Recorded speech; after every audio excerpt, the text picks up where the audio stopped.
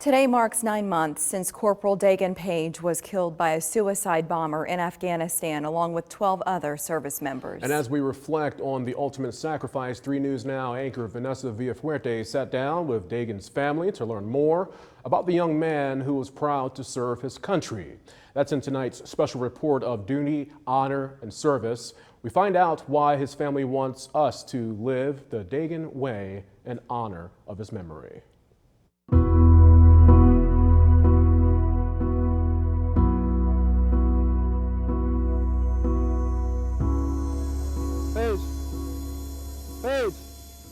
He was very much wanted to have fun, wanted to enjoy life. He was very serious about his friends, his family, his fellow Marines. How do you feel? My arms are tired. Part of us, I think we still find ourselves in shock a little bit. You know, we'll see his name, we'll see an honor to him, and sometimes it still takes our breath away that this isn't really happening. This isn't our life, and so it was really tough. On August 26th of 2021, the unimaginable happened. That whole day, I just had a pit in my stomach the whole day, like, why haven't we heard from him? Why haven't we heard from him? And the Page family lost the young man who brightened up their world. We adore everything about him. We miss everything about him. But I would say, he just made our days better and funnier, and just never knew what was going to come out of his mouth. And I start to see that a little bit with Mason. That one needs to go.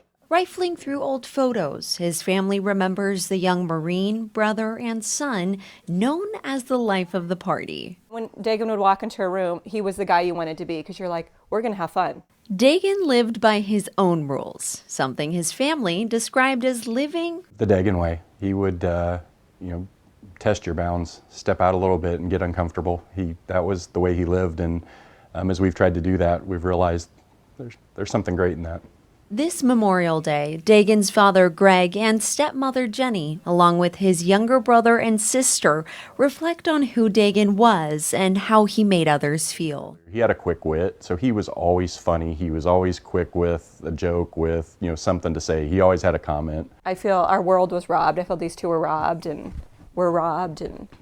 And knowing him, the world was robbed. He was just a big personality. Everybody said he was my best friend, and he was. He had that presence when he was around. People trusted him. They felt like he was, the one that they could talk to, the one they wanted to be with, the one they wanted to be around, and that's kind of an incredible legacy to have. A legacy that is just now coming into focus as the initial grief starts to lift, at least a little. I do find that we are seeing a little more smiling and laughter filling our lives when we talk about him, and we find the funny in what Daegan would want. In the lows of his absence, the family says they do their best to live the Daegan way. Today, what do you think he would say to you, or what would you want to say to him? He would tell us to stop being sad and get out there and do stuff. Fighting through every ounce of pain, they honor his memory. Yeah, and that's kind of become our motto, doing things the Daegan way. Yeah, do it the Daegan way. That's we've navigated the last several months. We've just decided we're going to live the Daegan way. We're not going to think about it. We're just going to do it. Today is today, and let's take that opportunity and let's do it. I'm very proud of him. Doing things the Daegan way. Well, the family has created a nonprofit, the Corporal Daegan Page Foundation. It supports organizations that aim to help people live the Daegan way, with the mission to help people seek adventure and overcome challenges. And you can learn more at daeganpage.org.